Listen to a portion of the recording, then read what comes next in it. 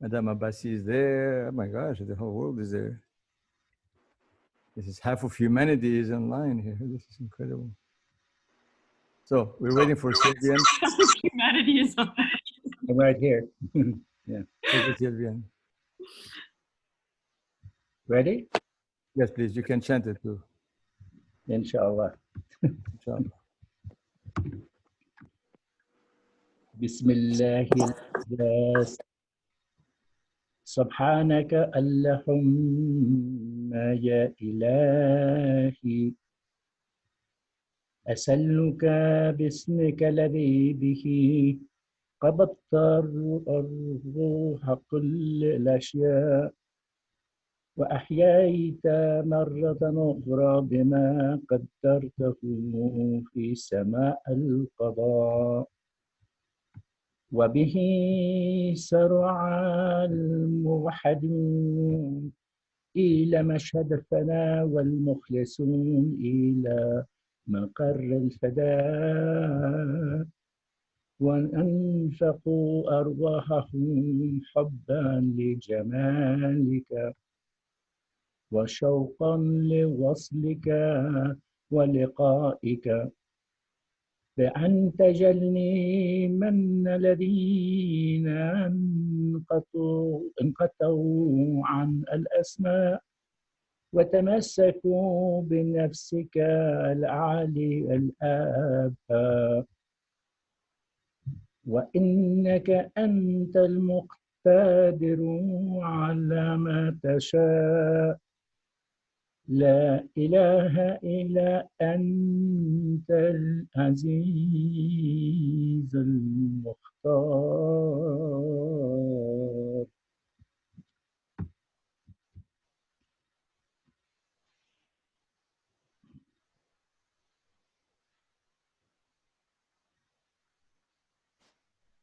Thank you so much, Sylvian.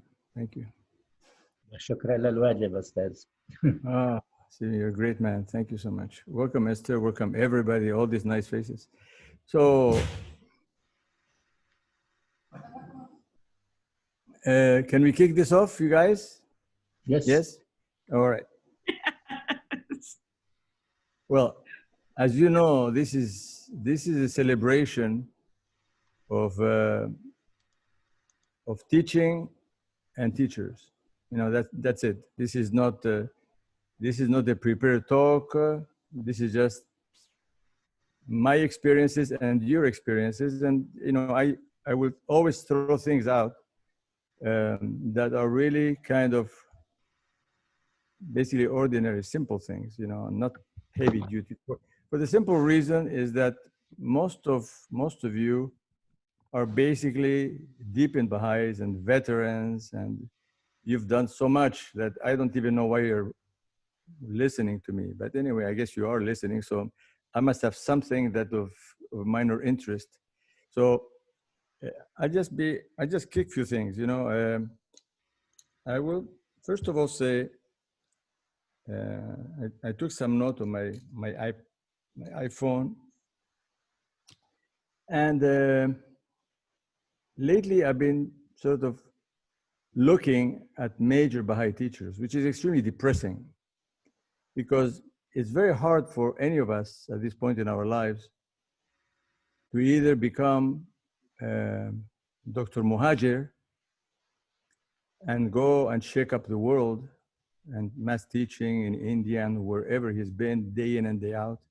Just, you have to look at his wife's book, which is this thick, about 3 inches thick. Or very difficult to compete with Martha Root. I mean, who on earth is going to do anything that she's ever done? And Ruhiya Khanum, I just think what she's been doing. So if you look at that, if you look at them and you read about them, you're totally depressed. I mean, you know, what can you do? But then again, you know, we can't all be this or that. You know, there's no way. So, and God is not asking any of us to be Martha Root or Dr. Muhajir or Ruhiya Khanum. Then he's not asking that. I don't think it doesn't say anywhere that we should be like them. We should be like Abdul Baha, which Abdul Baha was an exemplar, and he was teaching all the time. And of course, so basically, if you look at them, you can get inspired. You hear things that are Sorry, I need to speak louder. Can you give me those books that I put over there, please? Now, so we talk about Baha'i teachers, and then we talk about Baha'is. Who is a Baha'i? Now, this Baha'i business is very, very frightening, because as I was reading something to see the standards of Baha'is, what is a Baha'i? A Baha'i should be like Abdul Baha, right? You read Rohia Khanum. Amatul Baha visits India in the 1960s. I mean, you know, I told you that you should read Success in Teaching, and you should read, if you can, Visit to India. She said, this is what she says: when our beloved Shoki Effendi died in 1957, I said that the only Baha'i we had in the world had died. Can you imagine? I'm going to tell you that again, because she said it twice in that book. When the beloved guardian Shoki Effendi died in 1957, I said that the only Baha'i we had in the world had died. Now, of course, we all know that, you know, I mean, she's making a point about the devotion. So to kick this off, I just wanted to say that we should all basically find a way to celebrate whatever we do, right? Like when Baha'u'llah says, you have to bring yourself to account every day and so on, and supposed to take stock of what you do. Assuming that one of the purposes of Baha'is not only is to live a good life and to be nice to people and basically, as Rohia Khanum says, salvation and be saved and go to heaven and all that, is to spread the word. I mean, you really have to find ways to teach. And she said, this is a responsibility. Responsibility is something major. It's like if somebody gives you kids to watch, they say, okay, I'm going to give you my kids to watch. You're responsible for them. You know, what are you going to do? You're going to sleep? You better be awake, because if you're not awake, these kids are going to create havoc and they're going to destroy your house, or they're going to do crazy stuff. So obviously, responsibility means you really have to be in charge. Like when you're driving, you have to look in front of you, otherwise you're going to get killed. So teaching is a responsibility, and most of us, or all of us, do it in different ways. As you know, teaching, there's so many ways of teaching, so many ways of planting seeds.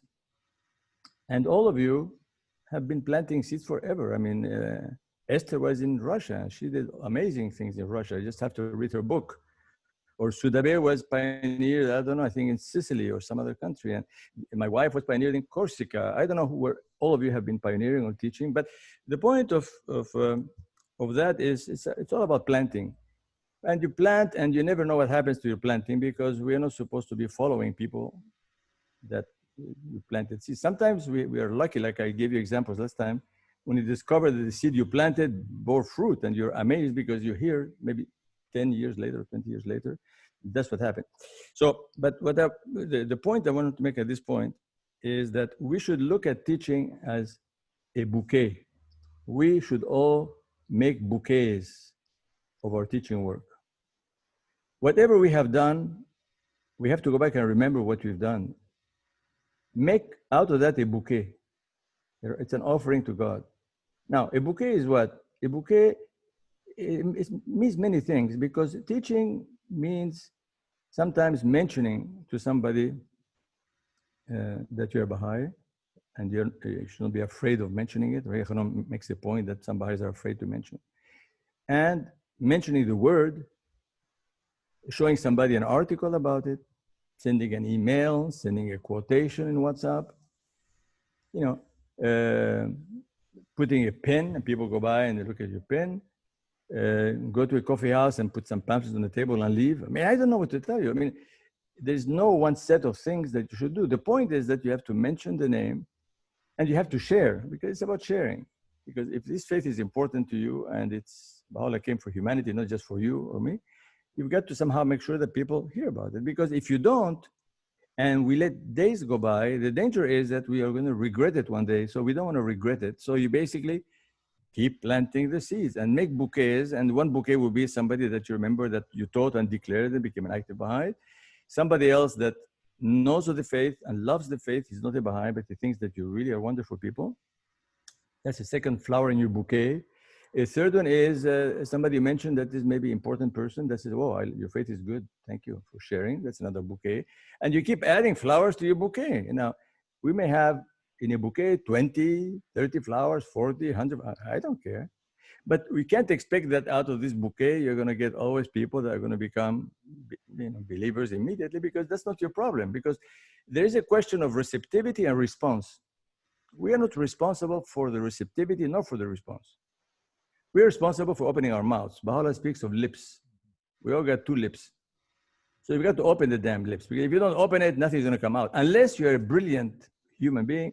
And all you have to do is just walk down the street and you're going to shine so brightly that you're going to they may shut off the street lights, because you're going to be lighting up the neighborhood. But if that's not the case, because you're afraid you're not that holy yet, so you have to open your lips and say something. And you can't be afraid because, I'm going to connect to the other point, is that there's a major difference between opening your lips in Pasadena, in Los Angeles, in New York, and in India, in the boondocks, in Africa, because the people listen differently. It isn't because in Africa they're receptive, they listen to you, it doesn't mean that they're going to believe you, because they are probably more evangelized than anybody in Europe. In Europe, people have left their faith. They are labeled maybe, oh, I was born a Catholic, but I don't go to church, that kind of stuff. In Africa, they don't say that. They're really steeped down in religion, but they will listen to you. So you have a problem. Either some listen to you, and as Ruhiya Khanum says, they're like rock you can plant, or here they listen to you, but they don't always jump. They just jump at you. Say, oh yeah, I believe in you, because sometimes they don't, because they have been so well taught by the Protestants and the Christians and the Catholics that they won't budge from their faith. But you never know. So the receptivity, maybe in the north, in the south, east, west, you can't always say that they're not receptive in Europe, because it's not true. Because there is, if you talk to 100 different people in London, in Pasadena, LA, you're going to find that those hundreds are not all PhDs. They're not all working for IBM or for Google. They could be people sweeping the streets. It could be immigrants. Who knows? So you have to find them. But receptivity doesn't mean that the response is going to be always great. But that's not your problem. The problem is that what you speak, you've got to speak a little bit correctly, nicely, and use Baha'u'llah's words. And then hopefully that person you might see again or you might not. If you never see him again, you're out of luck, because you never know what will happen to him. And there's no way you can write up any report on anything, because you don't know, the guy will disappear. He was coming through the town, he's gone. There's no way you're going to put a GPS on the guy to find out that 10 years later in Alaska, he became a Baha'i. That's no way. So totally ignorant of what happens to people. If he's a friend of yours, then he might become just respectful of your faith, and he smile at you, and and then you can say, well, I taught him. And then once in a while, somebody will accept the faith. Now, so the important thing that you have to remember is that we have to celebrate and make bouquets. That's my point in this last few minutes, is that we all have done amazing things. All of us sitting here, all of us. Now, of course, we cannot, if you want to speak, you want to tell us what your bouquet is, you can just I'll stop talking and you can tell about your bouquet. But the point is that we've got to celebrate what we have done and rejoice. And if we haven't done as much as we should have done, maybe we sort of, after this kind of discussions we have or sharing, and then maybe within next week, you sort of will end up doing more. Now, let me come back to my example, because I'm kicking off this thing, so I'm telling my examples. Last time I talked to you about Komono. Komono, you remember the story of Komono? Komono is the guy that works for me at the school.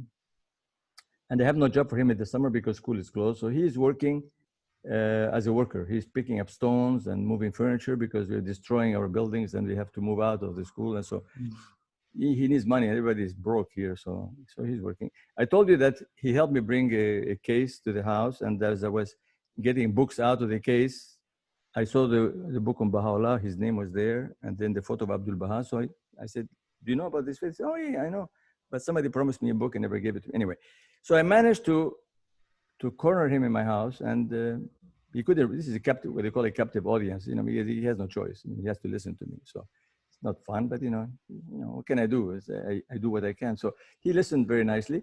And then didn't do anything afterwards. He didn't. So I was sort of surprised. How come he never came to me a day or 2 or 3 days after and told me, you promised me, a book or something. So I asked my driver, who's a Baha'i, a young guy, who was witnessing that discussion when he saw the books and the photo of the Baha'i. He says, no, he talks to me about the faith. He just doesn't like to talk in front of people. Like if we are 3 of us, he doesn't raise the subject. But if we are two, he talks to me. So then I said to him, so I waited a day or 2 to say, what can I do without pushing him? I said, come on, you never really asked me about the book. I mean, you said you wanted the book. Say, Monsieur Kamal, I'm so tired at night when I go home from work that I just lie down. I can't read books when I'm working. I can only read them on the weekends. When I just can't. They're exhausted. So I said, okay. So finally, I decided to give him 2 books. In this country, we give prayer books. In Europe, I guess if you give somebody a prayer book, they may run so fast like Hussein Bolt. You never see them again. But here they love prayer. So I said, hit him. And they usually give that and the New Garden or Baha'u'llah and the New Era, which is a heavy duty one. And the New Garden is great, of course, but New Garden was written by Fateh Azam for India. But anyway, it's available. This time I thought of giving him one that says Baha'u'llah. I figured, why on earth are we bothering always giving books about Baha'i faith? I mean, because, if the Christians they say Jesus. Have you heard of Jesus? Did Jesus save you? They never say, can I teach you about Christianity? They don't know Christianity, they don't know Jesus. So I figured, listen, let's be Christians, let's give them Baha'u'llah. So I figured, let me give him Baha'u'llah and see how he fares. So my advice to you is to do the same. Now, when you give books, my other advice to you, because I'm such a professional expert in teaching, because I know nothing, but I make believe that I do something. Tell them the book is not for you to keep. Tell them, I want the book back. You follow me? Because if you give a book away, you either never get the book, you never hear about him, you never get any feedback. But if you loan the book, the guy is stuck because he has to give it back to you and say something. He's going to say, oh, I didn't understand this, whatever. And you can actually corner him. Say, you didn't read it? He said, no, I read 1 page a day. Say, okay, fine. So just make sure the book comes back, whatever it is, even if it's small. I mean, you can't get back a pamphlet, but you can get back a New Garden or Baha'u'llah. Because oftentimes people just, I don't know how they read. We don't know exactly what they're thinking. We don't know. So in order to get the feedback, you just tell them, give me back the book, please, and maybe give you something else. Anyway, and you have to remember that basically, when we are teaching people, sometimes the reason why some people might be more receptive to you than others is some people have been disappointed in their own faith.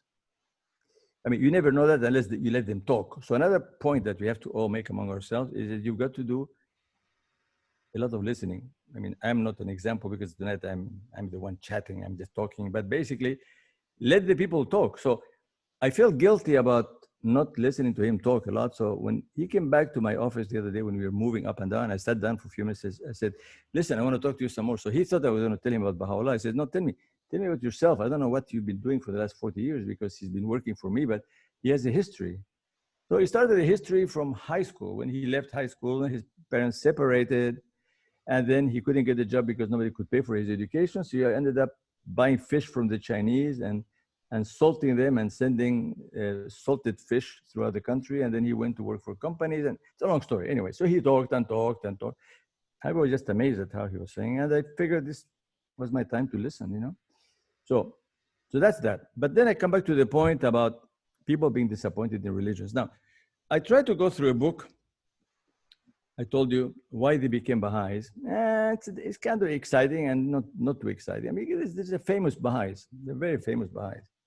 But one of them that was interesting to me, I never heard of, he's Japanese. So I was tickled by that. It's a nice picture here. See if you see this guy? You may know him, you may not know him. I don't know if you know him. I never knew him. His name is Mishitoshi Zenimoto. I don't know who knows Zenimoto, but you know, there's like 10 million Baha'is. I mean, we can't know the story of everybody, although they're all exciting stories, Dad, can basically. I see the picture again? Oh, yeah, sure.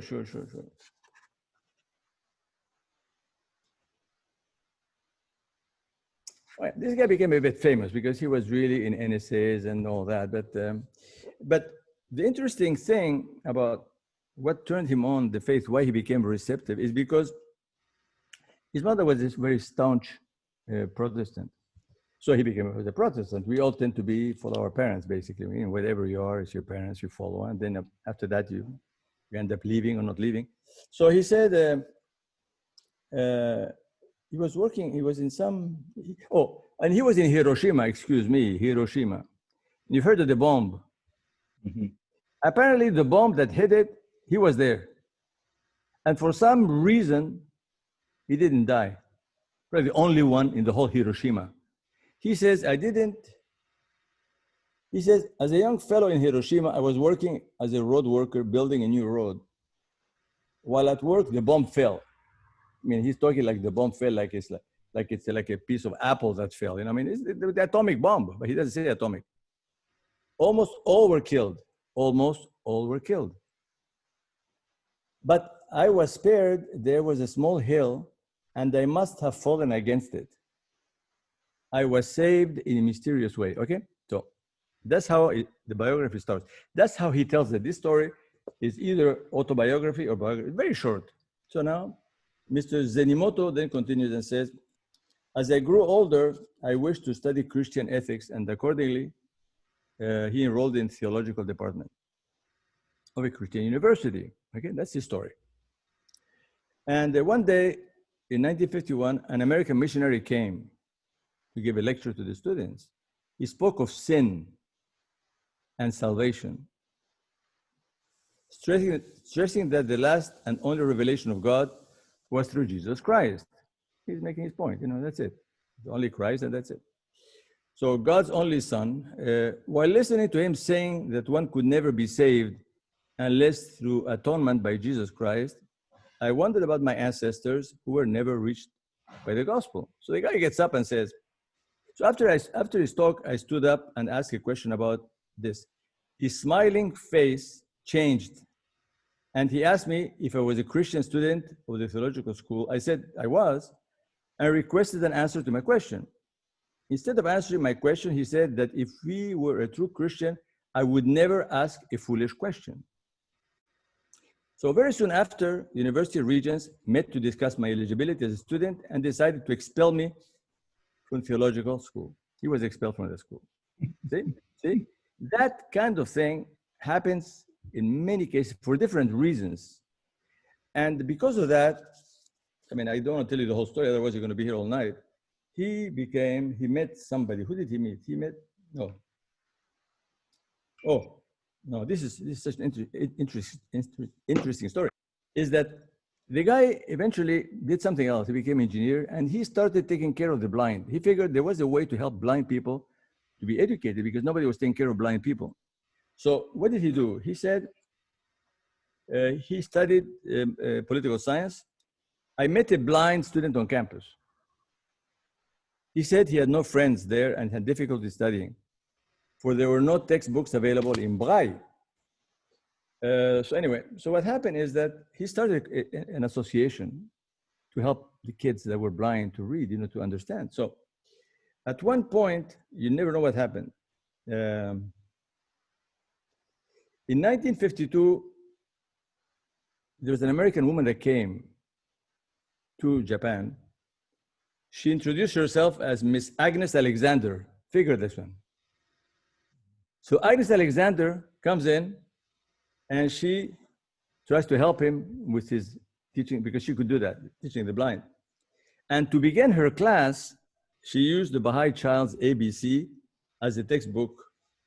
And none of the students had ever heard a native speaker of English speak. She read for us, A is for Abdul Baha. It was my first encounter with the Baha'i faith. This lady was 76. Okay, so you can imagine what happened to this man. He became very active and amazing, NSA, board, I don't know, he became a giant. So the point of this is not so much about Agnes Alexander, although that's very exciting. You know, she's 76 and she's really teaching actively like a lot of older people that are amazing teachers. But that because he was disappointed because they shut him up. And so in many Christian places or other places, they can't bear, you know, anybody sort of discussing, arguing, or asking questions. So those are the people that haven't been hardened 100%, that still are seeking, and that basically. So if we listen to them, if we listen a lot, then we probably be able to teach. So we have to develop the art of just listening to people, because you never know what's going to come out. Because the danger is, if we talk too much, people are going to be turned off, because they either think that you know too much, or you're not sensitive to them, so you're stuck. You know, so you got to be very sensitive to that. So moving on, if anybody wants to interrupt, go ahead and shoot. I just want to say that there's a comment in the comment section that says that Right. rejection is God's protection. Sorry, repeat that again. Rejection is God's protection. Meaning? There's another, it leads you down the road to something better. Like, I have, Go ahead. Yeah, that means when you are rejected sometimes in life, and you are disappointed and sad about it, but a lot of time that rejection is really God's protection for you. Okay, you're applying it to this man who was rejected by the Catholic, by the Christian people. Okay. Yeah, Exactly. yeah, you can see how it works. Yeah. I have one comment. Go ahead. Who's C, speaking?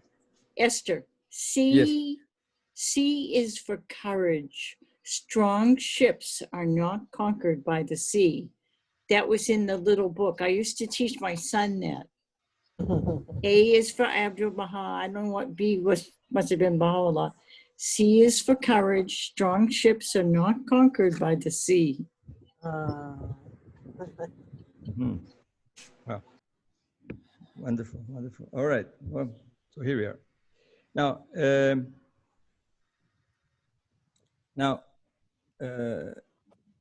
when we are teaching, you know, I mentioned receptivity, north and south. I mean, the way we all live, north and south, is like day and night. You know, this, you know, teaching in places up there with the suburbia, where people have these wonderful homes, and you know, and how do you reach these people?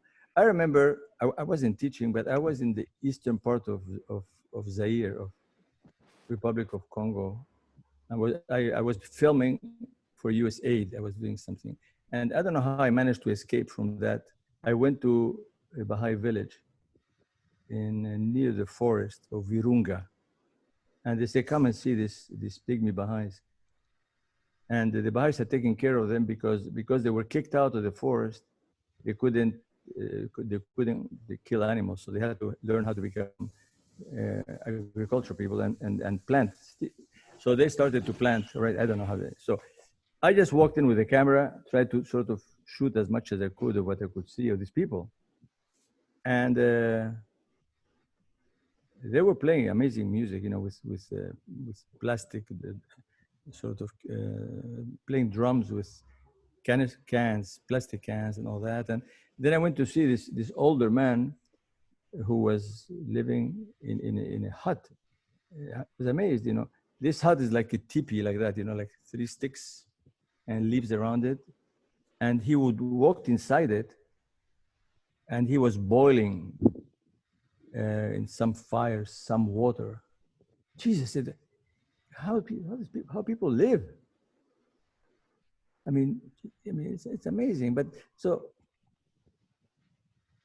you know, I mean, so of course we all say, yeah, wonderful. This is very typical. It's great. Look, this is how people are natives. But you know, this business of native stuff in villages, you know, French villages, you know, they are wonderful. People have TV, they have antennas, they have cars, they have cows, you know. So we cannot promote poverty and say, wow, we should all be like that, because the guy is like this because he can't get out of there. There's no other way, no solution in his life for him to move from that hut. That's how he was able to boil his soup. So of course I filmed it a little bit, and I realized that, you know, that's the reality of people. But I mean, Baha'u'llah is not asking us, it is not us that is going to make him become like a French peasant today, because he's in a system that, more or less is corrupt, and poverty is just the rule of law, and it's not going to change. It's not going to change unless there is a major world revolution, a spiritual revolution, because we've had many revolutions and nothing has changed. I mean, we had, look at the Zaire was under Leopold, King Leopold. Leopold, he was a very Christian guy, and he was milking the country, right? And he was taking all the stuff he could get out of it, and people had to climb trees to get the latex for him to sell it, and they wouldn't do it, so he would go and cut their hands. And if you read a book about Leopold's ghost, he cut 5 million hands, 5 million hands. But if you go to Africa today, talk to the Zairian people, they don't remember that guy. I mean, they had no recollection of their past because they have no recorded history. They don't talk about it. But then the regime changed, and it's worse than before. Nothing changed. So nothing will change economically in this earth. Nothing, unless Baha'u'llah's system is implemented, because it has to be a spiritual revolution that is the basis. I mean, there are good results here and there, but everything is falling apart. If some privileges here, then you have crisis. You look at these poor states. They were doing okay, and the virus came and knocked everybody down. And and I don't know what's happening elsewhere, but basically, this unevenness in lives across the world, where the South is like in extreme poverty and is not making it, will only change because of teaching. We come back to teaching. Teaching is we teach, but God also has his own way, because we have to be careful that, although we don't want to stress that God is full of wrath, God says, I'm going to punish you. And so you don't want to teach that part because you're afraid people are going to slap you. But he says that, so you can't lie to people. I mean, he's love, but it's his business, it's his world. He created us, so we have nothing to say. You can be unhappy about it. You don't like that God says that, but what is your choice? He tells you, you believe, you're saved. You don't believe, you're not going to be saved. Now, of course, who knows who's saved and who's not saved, because you don't know until you die, right? So you cannot talk about these things. We don't know what happens, so we can't say who's going to go where, because Baha'u'llah says the last minute you can recant your faith. So who knows who is a Baha'i in this world? Only Riyah Khanum says the only Baha'i was Shawki Effendi. So basically, God has a plan for this world. I mean, we are, the plan we have is mandated by all the writings and by the House of Justice, and they tell us to do things.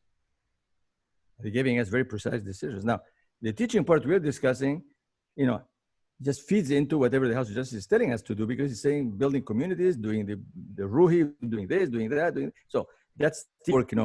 I'm not talking about organization or teams. I'm talking about the individual Baha'i, because in this business, we have the individual, the community, and the institutions. Now, some believers are both individuals. They are part of a community, meaning go to 19-day feast and be part of this and that and team working. And they could be sitting on an institution, or they can be board members. So you can have 3 hats, but at the least you have only 1 hat.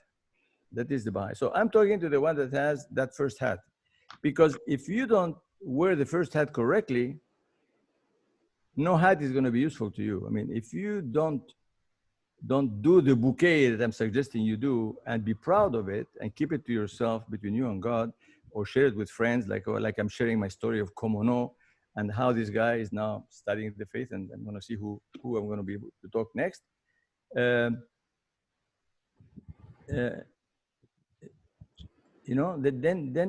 you cannot be of use to anybody in the community, because you can still go to feast if you want to. You can go contribute to the fund.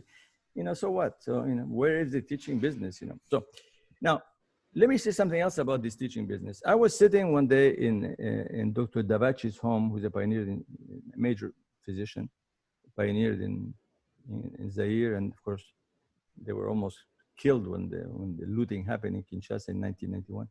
Then I have a fireside in DC. So one day I went to the fireside in DC, and there's some young guy, but come from a great family. He was giving a fireside, because we do firesides. We invite people to talk, and then we get people to attend these firesides. And sometimes it pays off, sometimes it doesn't pay off. I mean, you know the story of fireside.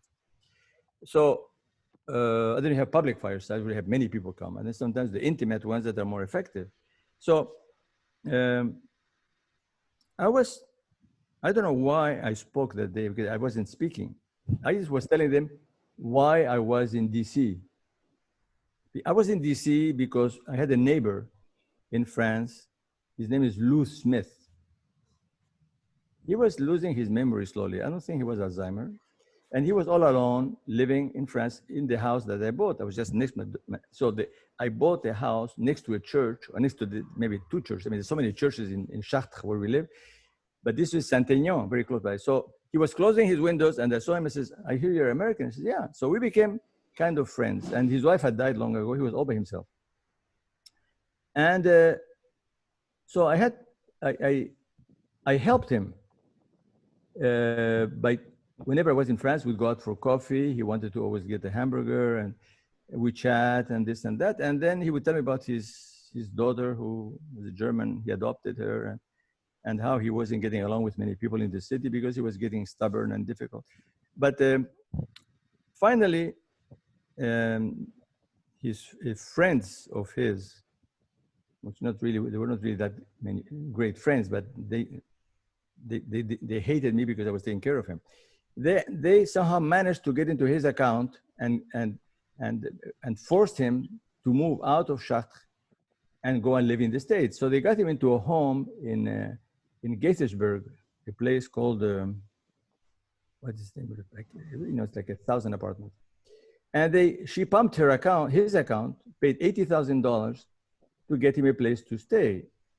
And he sort of accepted, because he was feeling that nobody wanted him in the city and he couldn't get rid of his things. He would go because he wanted to sell the house, and he was told that he couldn't sell it unless he emptied it. He would go to the trash can and throw away his computer and I don't know what he threw away.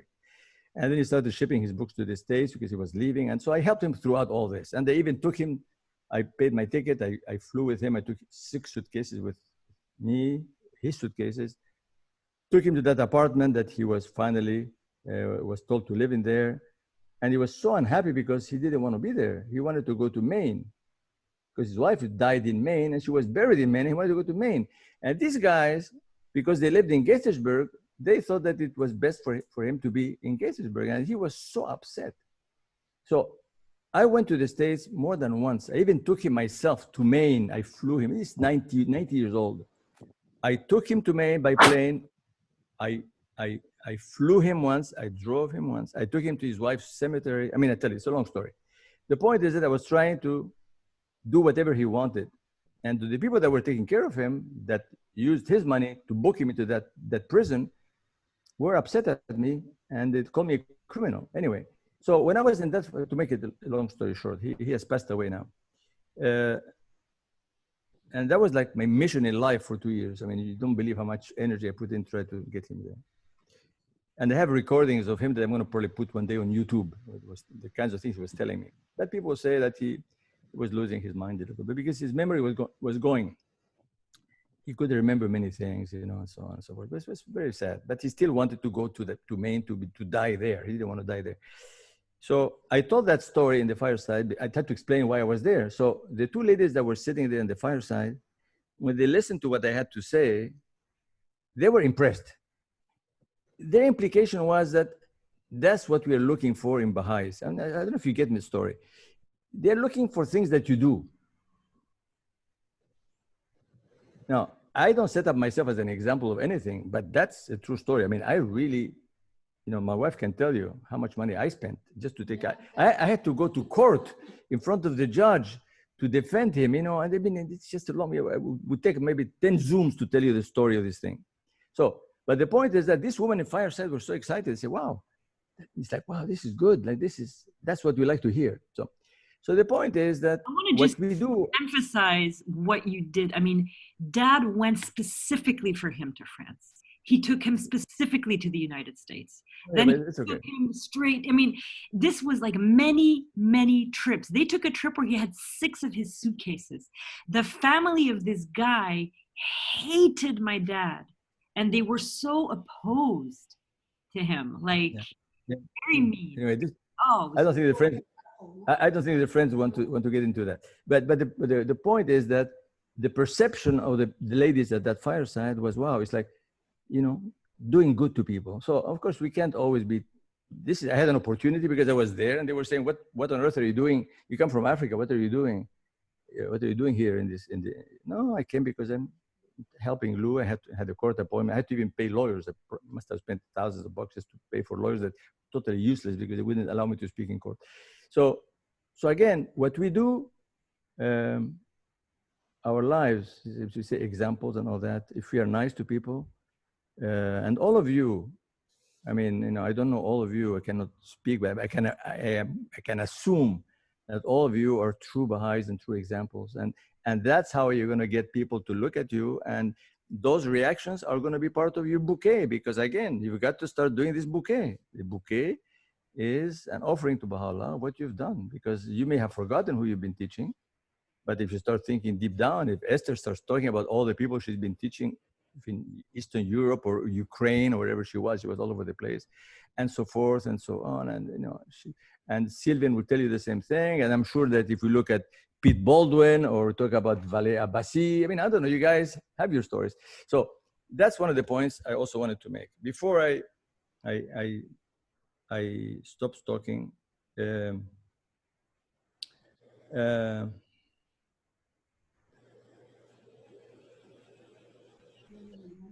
So yeah, I think I said a lot of what I wanted to say today, actually.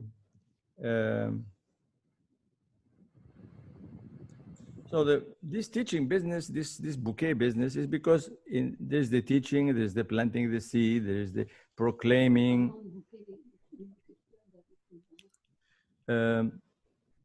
All these things that we do, they're very diverse things.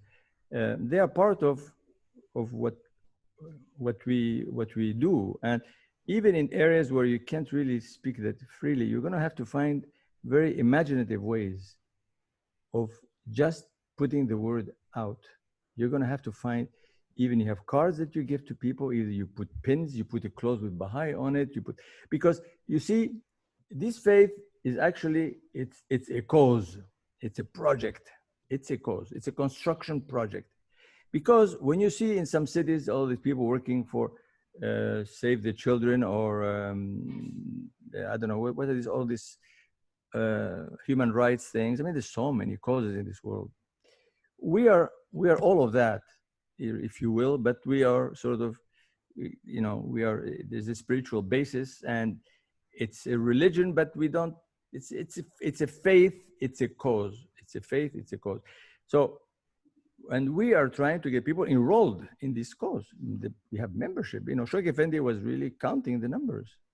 He was so excited. He wanted to know how many were became, you know, because it's all about numbers, you know, and you've got to get the numbers up, because even if you listen to some of the talks of Hand of the Cause, William Sears, he says that, you know, if you're 2% of a country, you know, that's like alcohol in 2% alcohol in wine is probably not strong enough. You know, probably have to have, I never drank, so I don't know, but I would say 5% or something, or 10%. I mean, 2% is probably like drinking apple juice, you know.